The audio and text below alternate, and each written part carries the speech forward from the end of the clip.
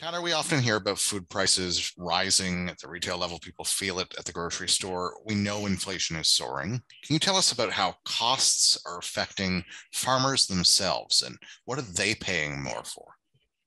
So, Chris, the reality is that farmers today are paying more for almost everything. We've just gone through a seeding season. We're wrapping it up across the country. Farmers are paying significantly more for fuel, for fertilizer, for the seed. You look at fertilizer prices, some parts of the country, farmers have had to pay double or more than what they did last year for the fertilizer they're putting on their crops. In Eastern Canada, where a lot of fertilizer is imported, some farmers have had to pay for the tariff increases that were put on against Russia. Russia and Belarus are major fertilizer exports. This is fertilizer that was bought before the Russian invasion, but the tariffs were put on afterwards. And so some farmers have had to pay 30% more just in order to get their fertilizer that they so desperately need into Canada. It really is their labor's costs are increasing again. We're seeing wage increases across the economy. Farmers are paying that too. And on top of that, now we see interest rates going up. It really is pretty unprecedented, the price increases that everyone is seeing and everyone is living through. I mean, we're not at a point yet where I don't think people are seeing them as unmanageable, but that volatility is just increases the level of risks that farmers face. I mean, dairy, beef, crops, like it's every sector, right? No one's immune from that. Yeah, so it's every sector. Again, everybody's paying more. These costs are going up. The impacts are harder on our livestock industries. When you look at crop farmers, grains and oilseeds farmers, people that are growing canola, wheat, barley, corn, soybeans, they're selling their products into markets that are with prices set at international levels. So their prices are going up as well. That blunts some of the damage, some of the impact that they're facing.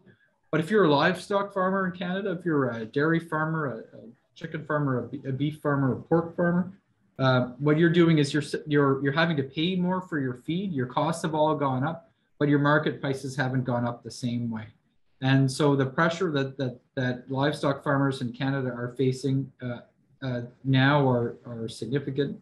It's a different dynamic. That there are a few tools that they have in order to adjust to this reality, but the pressure on livestock farmers now is more significant, and it looks like their pressure is going to be tight for the foreseeable future.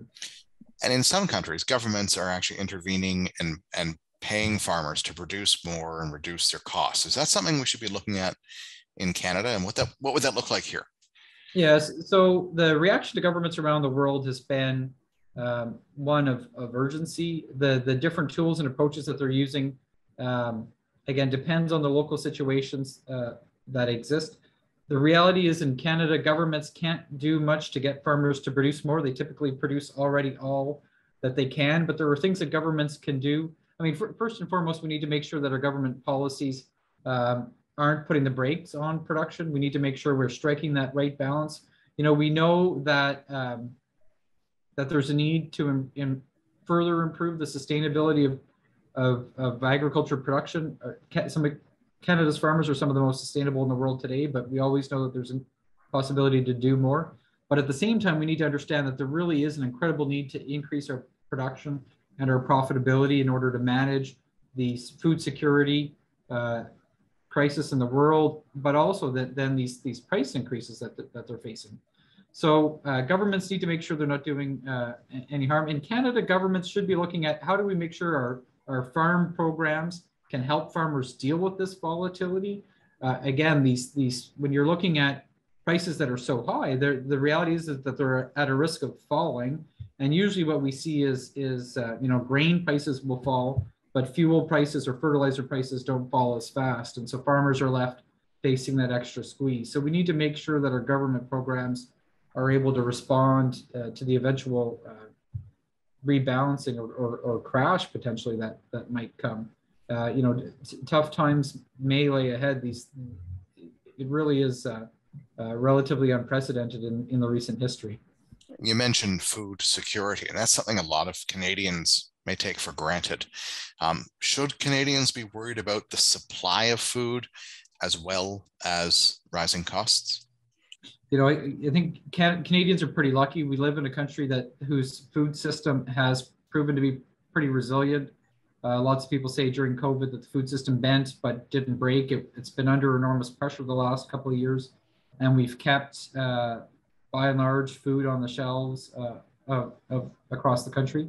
What we see sometimes is that the different variety may shrink. Again, companies that may have produced 10 different varieties or types of a product may go down to producing 1 or 2 because it's more efficient, because it helps manage their labor costs. But again, the food system really is facing a lot of pressure, and it's not just increases because of the Russian invasion.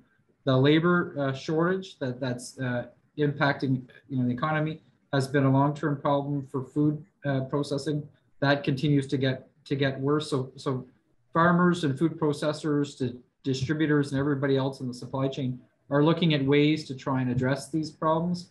The good news is that while people may notice a little bit of a change around what's available on the store shelves, by and large in Canada, we're quite fortunate that the food's going to be there. We don't need to worry about that, but it's going to be more expensive. That's the reality of the situation that we're at today.